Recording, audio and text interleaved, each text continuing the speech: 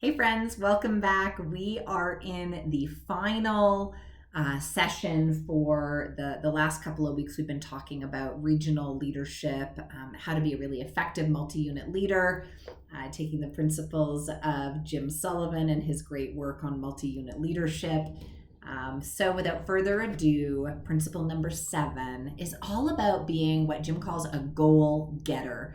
I love that. I think it's a super catchy term for describing the competency in strong regional leaders, and really why that propensity for setting goals and taking action helps them be successful in this regional role. So three things really stood out for me in this chapter. The first one is what Jim calls a bias for action. And man, like, this is true in all kinds of things, not just in a regional leadership perspective, but if you want to be successful, if you want to achieve big things, if you want to, set daring goals and achieve things that you didn't think were possible, none of that will happen. You can set the best goals ever, write them down, follow all the best practices. That's amazing. But if you don't have a bias for action, meaning like you're somebody that can take small steps every single day to drive the business, the brand, the goal,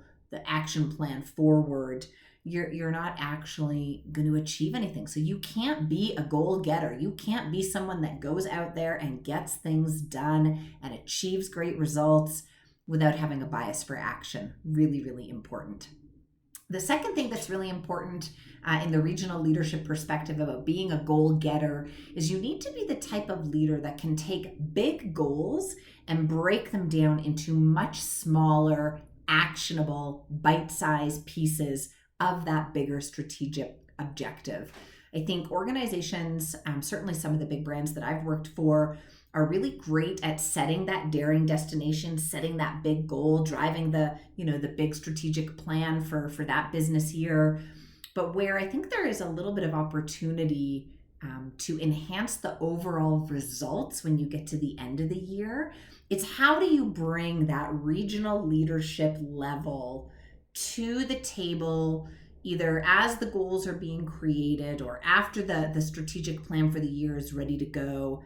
How do you bring that regional leadership to the table, take those goals, break them down into regional goals so that those regional leaders can then store by store in their region, break them down even smaller to what it means. If we're talking about the restaurant world, for example, that's great that maybe the strategic initiative is to drive guest count by 10% in 2024.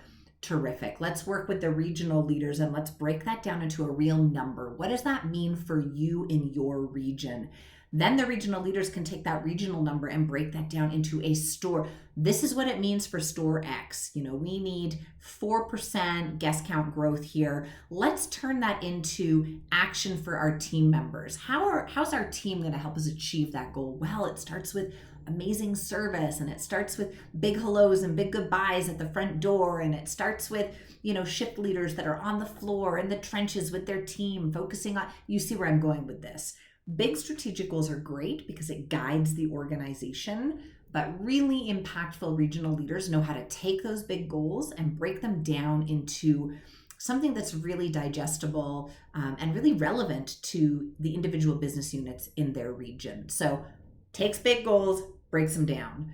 The last piece that, and I think it's such a fitting way to close kind of this development subject, but Jim talks a lot about accountability at the regional level, because I have seen in my career working with many, many, many different regional leaders at different brands across different industries.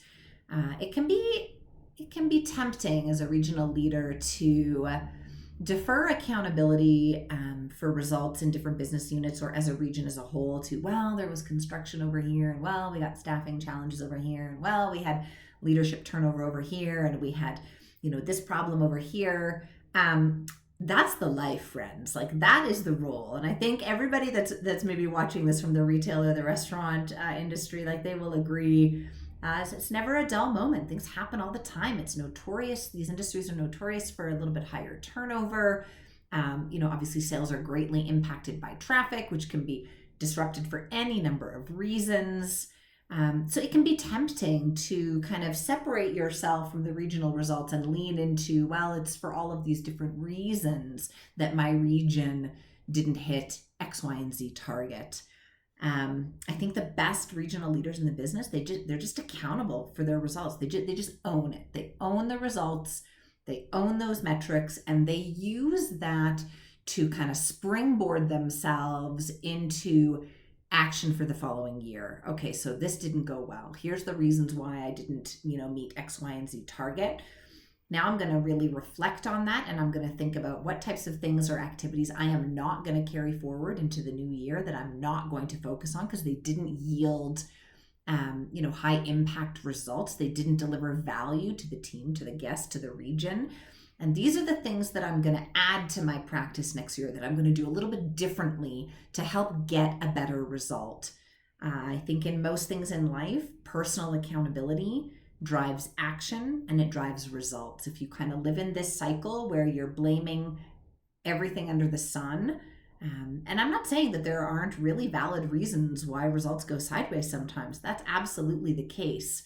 I'm just saying that the best leaders in the business, they really just own the results and they build a plan to move forward instead of just deflecting onto others or onto situations that they don't have any control over. So really being accountable for your results in your region is going to help set you up for a tremendous multi-unit leadership success. So I hope you have enjoyed coming on this journey with me. It's been so great to just get in the weeds on a subject that I just have a lot of love for. I spent my career working in retail and hospitality, and I was a regional manager at Starbucks, at White Spot, at A&W, so some really terrific brands. So I have a lot of love for this position, and I have a lot of respect for the value that it adds to an organization that has kind of business units or is building a brand in the retail or hospitality sectors. These guys are the driving force between what happens up here in your head office and actually what gets translated to the front lines of the organization. So certainly worth considering how you're going to invest in the development of your regional leaders in 2024. Thanks, guys. Have a great day.